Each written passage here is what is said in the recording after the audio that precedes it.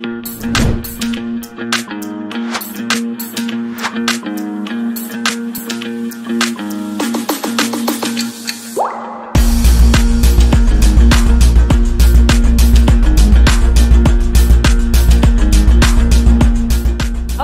moving forward to our second speaker. This guy has been quite a long time in Magento world, starting with a Magento 1 to Magento 2, a very strong background in the back end, experience in Magento, I think more than 6 years. So by bringing the topic that is very hot lately, which is basic best practice on GraphQL for your custom module, here is the profile.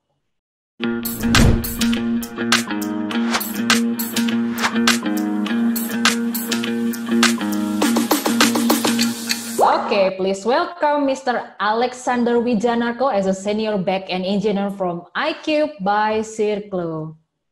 Your time is yours, Mas Alex. Thank you, Mbak Putri. Hello, everyone. Today, I want to cover basic best practice on GraphQL for your custom module. My name is Alexander Wijanarko, and I'm a senior backend engineer on iCube since 2014. So let's get started. What is GraphQL? GraphQL is a query language for API developed by Facebook in 2012 and released to the public in 2015. Magento 2 adding GraphQL API as an alternative to REST and SWAP API, which is already available in Magento 2. So it's not gonna replace REST and SWAP API.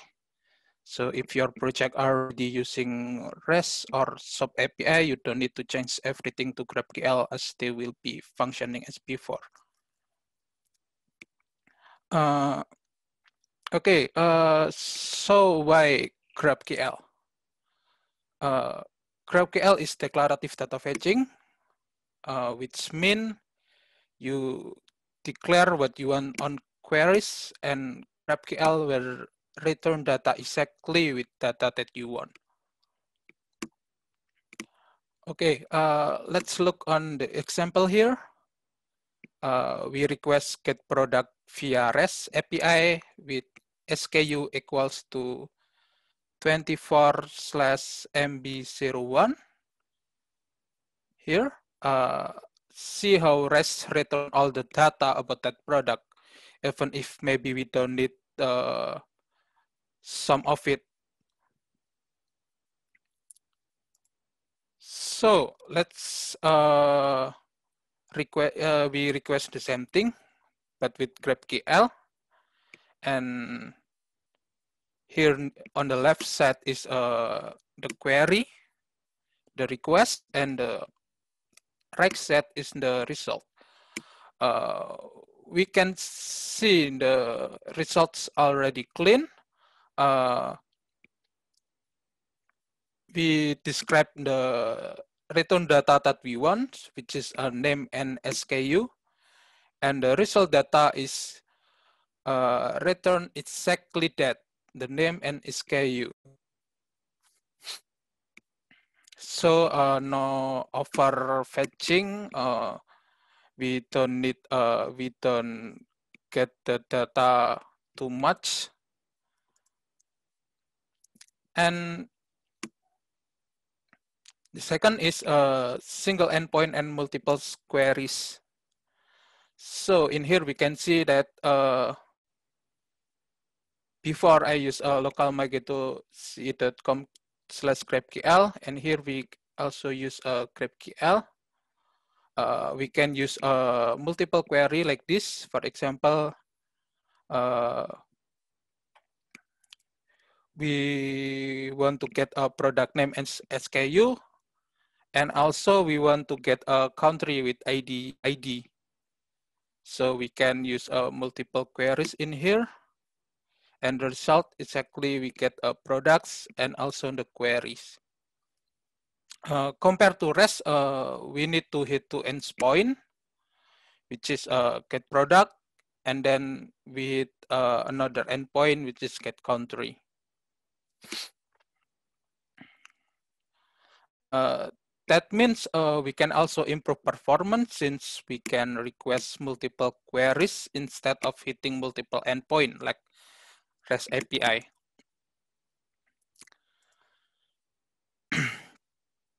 Okay, so let's talk about GraphQL in Magento. So tools, unfortunately, at the moment there are no interface available for Magento to GraphQL, like Swagger for REST API. So we need to use a third-party tool. We can use GraphQL, we can use Altair GraphQL, or we can use a Postman. My recommendation is either using GraphQL standalone apps or Altair GraphQL because we can edit HTTP header since we mostly need that to add authentication header. And also for GraphQL and Altair GraphQL, we can also see the documentation section, which is a list of available query and mutation on our Magento 2 project. For the example here, this is the GraphQL. The left set is for the request, and the right set is the return. The middle is for the return. And on the right set is the documentation. We can see the documentation here.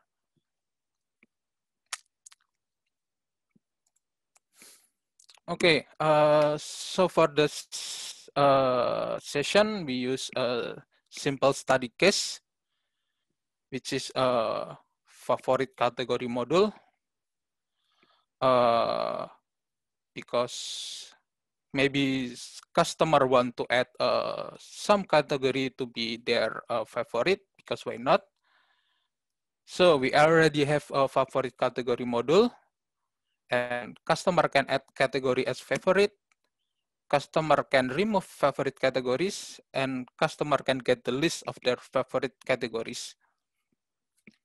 So we went to adding the GraphQL to a model function.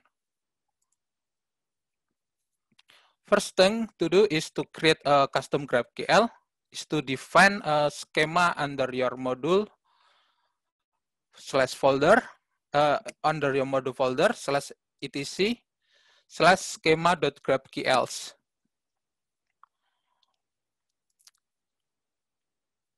Here is the code inside schema.graphqls. Magento use two types of GraphQL operations, which is query and mutation. Query is used to read data like select operation, or like on REST API is similar to get, and mutation is to use to write or delete data like insert, update, or delete operation, similar to post or put in REST API. So for example here in the type query and type mutation, we can define name of our query and our mutation. For example here in the type query, I set the name get favorite category. In the type mutation, I add favorite category and remove favorite category. If you want some add some parameter, you can add parentheses like this. Category ID, integer.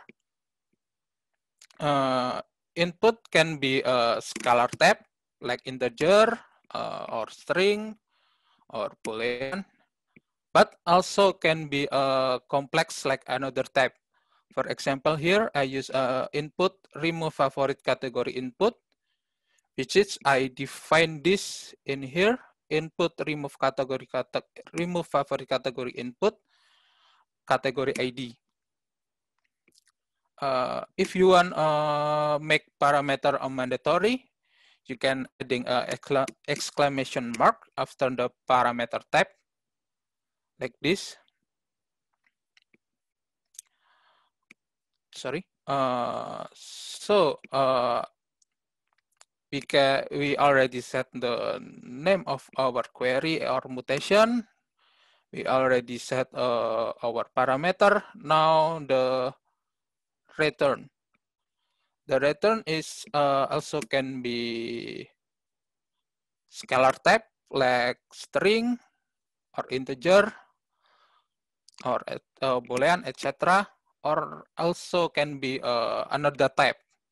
For example, here at favorite category, I use a scalar type string, simple, and on remove favorite category, I use remove favorite category output, which is another type, which is inside the remove favorite category output is a status with a string type. We can also use an array for the output. For example, is here in get favorite category. We use favorite category list, and instead of type favorite category list, we use item and use a bracket here to make it an array of category 3.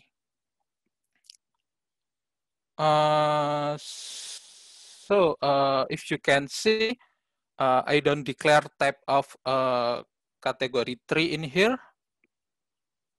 That's because I borrowed category 3 type from Magento. So Magento already have Magento already have type with category 3, so I just borrow with it like this. So we don't need to declare type which Magento already have. Next, we can also add a documentation here to describe what query or result is about. For example, here I adding a documentation description, list of favorite store, or etc. After that, we need to define a resolver. Resolver is basically a content logic how the data will be fetched. Either will be fetched from a database or using API, another API.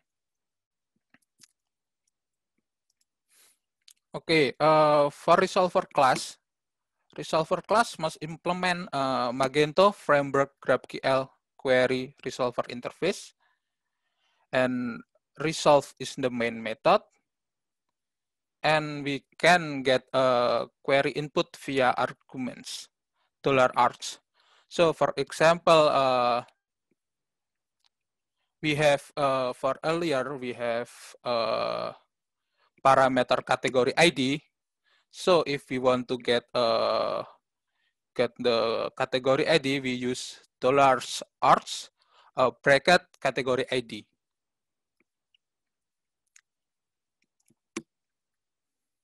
So here the example of resolver class of add favorite category. We can see Magento also have a specific exception like GraphQL authorization exception, GraphQL input exception, and GraphQL already exists exception, GraphQL could not save exception. And you should use that because whatever Magento return, it will result with 200 code or 500, and it's not very convenient.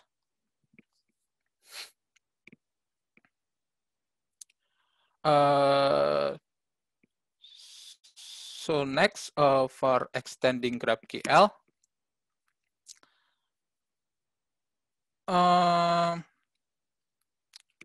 from earlier we have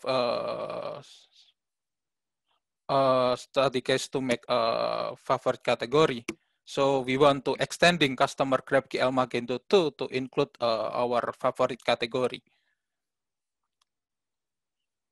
It's very simple. We can use that. We just need to add a new return to on customer type data. For example, here, type customer is already exists on Magento 2. So I just type customer, and then I'm adding a new return, which is a favorite list.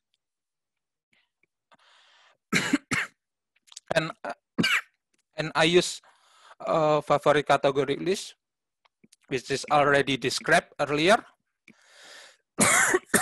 Sorry. I'm also the resolver.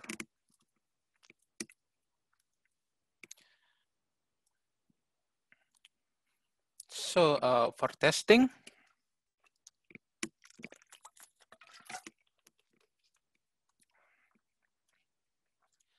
for Magento, for authentication, we hit generate customer token. This is alter GraphQL. You can see the documents here.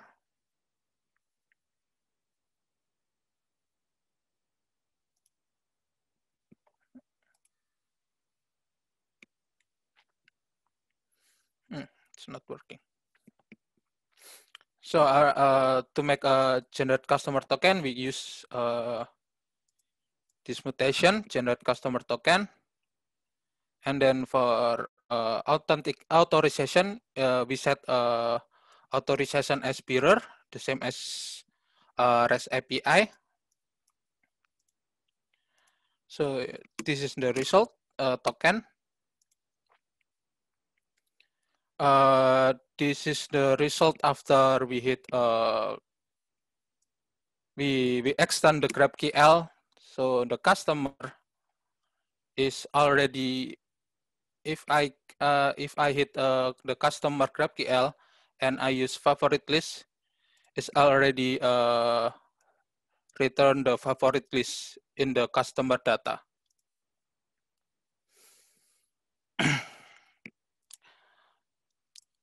Okay, so next, GraphQL caching.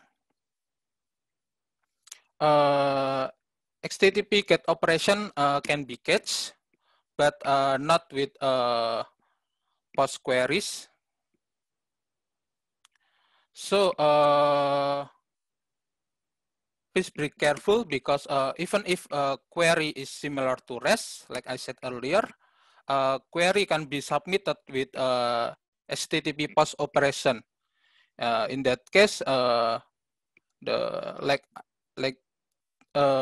in that case, the query cannot be cached. So how to cache the query? It's simple. We need to define cacheable queries. In this, add cache identity, equip favorite category, model resolver identity. We adding it in the schema.graphql. And here is the identity class, which is implement identity interface. And then we use to set a private cache tags. And here we will see if cache with favorite store already exists or not. It will print the favorite store instead, or if the favorite store cache does not exist, it will generate the data.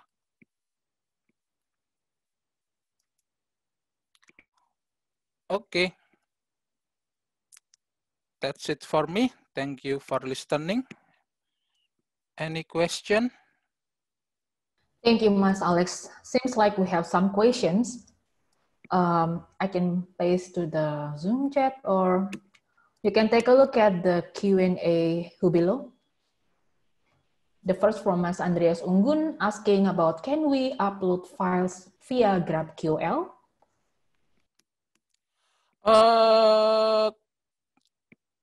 Technically, yes.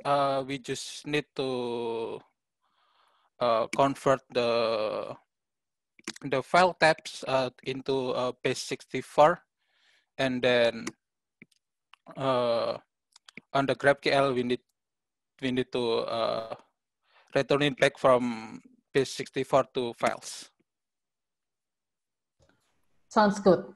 Hopefully that can answer your question, Andreas Unggun. The next is, at some point, we need to access several GraphQL in order to provide data to be loaded on web page or application, which might affect the server load. In your opinion, what is the best approach to optimize it? Thanks.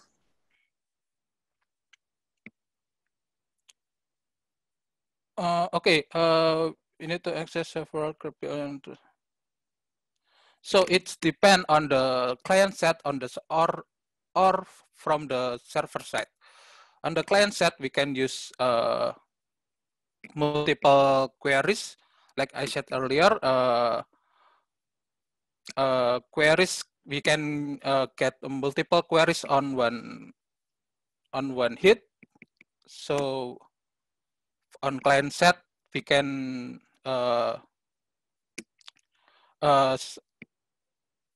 queries multiple like that. And on the server side, we can optimize the GraphQL by adding some extended function. For example, like for example, from my case is favorite store. I already make a GraphQL for get favorite store, but to make it easier and to make it optimized, I adding the favorite category list to the customer GraphQL. Okay, hopefully that's answering the question. We still have a minute. From Mas Saiful, izin bertanya, dari yang dijelaskan tadi, GraphQL akan mengembalikan data sesuai yang terkait. Pertanyaannya adalah apa yang terjadi dengan data yang tidak meminta? Apakah GraphQL akan melakukan query atau tidak? So basically, is GraphQL will return the data that not asking the response. Is it?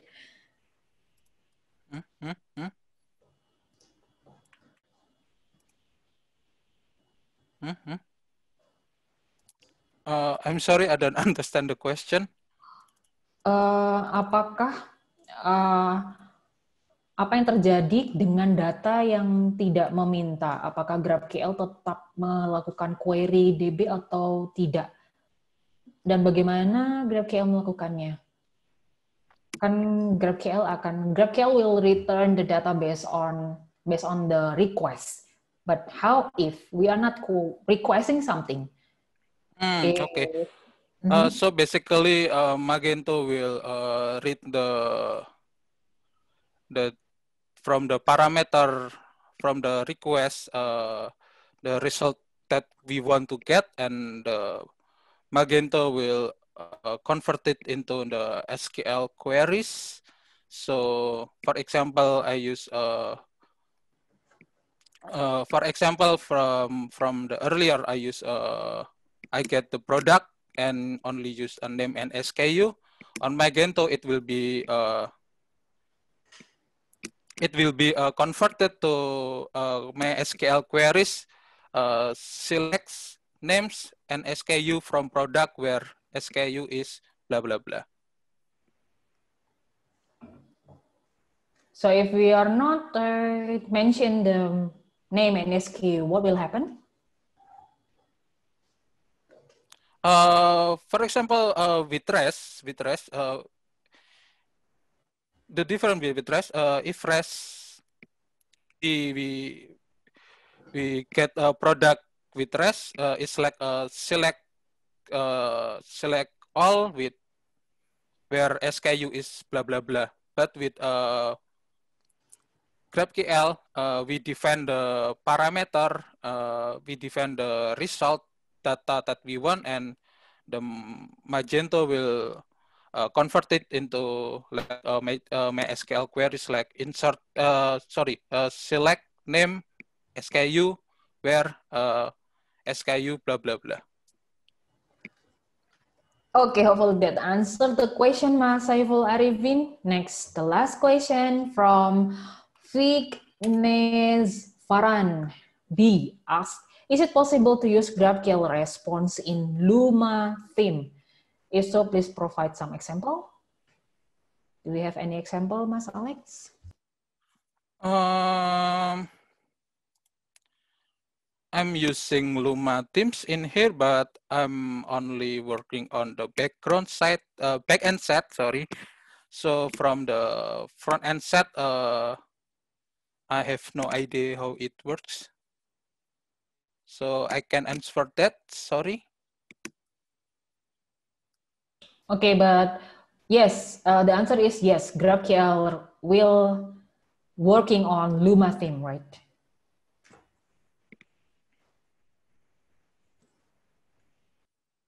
Yep. Okay, I think that's the last question on your session, Mas Alex Wijanarko.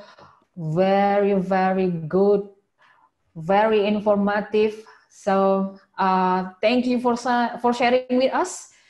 Hopefully can inspire everyone in here so everyone will understand what is GraphQL. As we know, GraphQL is an alternative query language which will not replacing the REST or SWAP API.